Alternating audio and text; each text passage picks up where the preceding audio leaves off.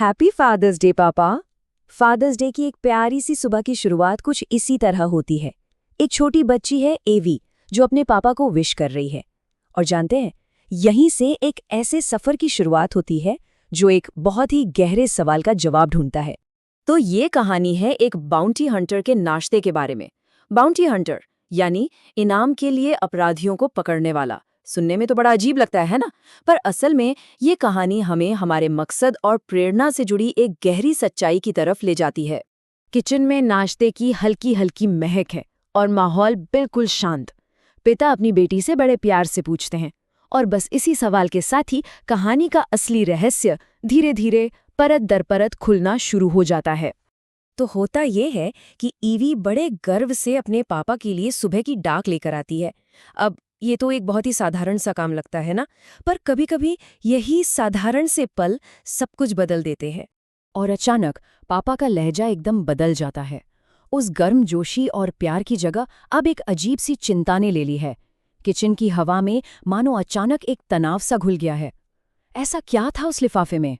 और ईवी की मासूमियत से निकली ये बात उस रहस्यमय खत की सच्चाई को हमारे सामने रख देती है। वो जिसे एक बदसूरत आदमी कह रही है, वो असल में एक इनामी अपराधी का पोस्टर है। अब ईवी की जिज्ञासा बढ़ जाती है और यही जिज्ञासा उसके पापा को अपने उस छुपे हुए अतीत के बारे में बताने पर मजबूर कर देती है।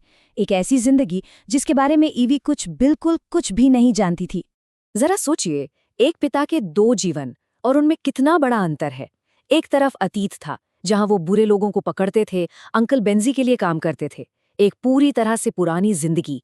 और दूसरी तरफ आज का वर्तमान है जहां वो नाश्ता बना रहे हैं, वो सिर्फ पापा हैं, एक तरह से एक रिटायर्ड जिंदगी जी रहे हैं। और देखिए, पिता अपनी बेटी को कितने इत्मीनान से अंडे बनाना सिखा रहे हैं। ये सिर्फ खाना पकाने का सबक नहीं है, ये असल में उनकी नई जिंदगी जीने का तरीका है। हर कदम ध्यान से, सुकून से, बिना किसी जल्दबाजी के, उनकी उस पुरानी जिंदगी से बिल्कुल उलट। तो यहाँ कहानी में एक बड़ा ही हल्का फुल्का पल आता है। ईवी अब ये समझने की कोशिश कर रही है कि ये बुरे लोग आखिर होते कौन हैं, और इसके लिए वो अपनी ही दुनिया से उदाहरण देती है। तो ईवी के हिसाब से विलेंस कौन है? पहला डेंटिस्ट, दूसरा फार्मर्स मार्केट का वेंडर, और सबसे बड़े अपराधी वो लोग जो कैंडी कॉर्न देते हैं। और मजे की बात यह है कि उसके पापा भी मजाक में मान लेते हैं कि हाँ, कैंडी कॉर्न बांटने वाले तो वाकई में अपराधी होते हैं। ये जो कैंडी कॉर्न वाले अपराधियों का पीछा करने की बात है, ये मजाक जैसी लगती है, पर इस एक लाइन में उनके पुराने काम की मुश्किल और कड़वी सच्चाई छिपी है। एक ऐसी सच्चाई जिसे वो अब शायद याद भी नहीं करना चाहते। लेकिन मजाक अपनी जगह और सवाल अपनी जगह। ईवी उस एक जरूरी सवाल पर अड़ी रहती है जिसका जवाब उसके पापा ने अब तक नहीं दिया है, कि आखिर उन्होंने ये काम छोड़ क्यों दिया। और ठीक इसी पल जब ईवी सवाल पूछती है, पिता छिटकते हुए बेकन से चौंक जाते हैं।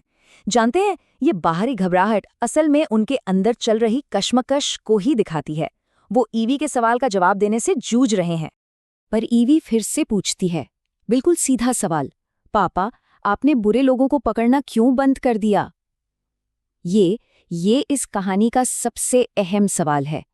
एक ऐसा सवाल जो हर टाल मटोल को चीरकर एक ईमानदार जवाब की मांग करता है। यहाँ एवी की समझदारी देखिए। वो अपने पिता के गोलमोल जवाब देने की कोशिश को तुरंत पकड़ लेती है और उन्हें टोक देती है। वो कहती है कि जब भी आपको जवाब नहीं देना होता, आप यही करते हैं। और फिर ईवी का ये सरल और सीधा तर्क कि उसने बिना किसी स्वार्थ के अपने पापा के लिए कुछ किया, ये बात उसके पिता को वो स्पष्टता देती है जिसकी उन्हें अपनी उलझी हुई भावनाओं को समझने के लिए जरूरत थी। और बस यही है कहानी का भावनात्मक चरम। आखिरकार पिता को वो सरल सत्य समझ में आ जाता है जिसे उनकी बेटी ने अपने प्यार और अपनी जिद से उनके सामने उजागर कर दिया है।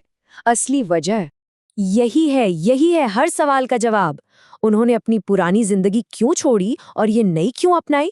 सब कुछ दूसरे लोगों के लिए, अपनी बेटी के लिए। तो अंत में ये कहानी हम सभी के लिए एक गहरा सवाल छोड़ जाती है।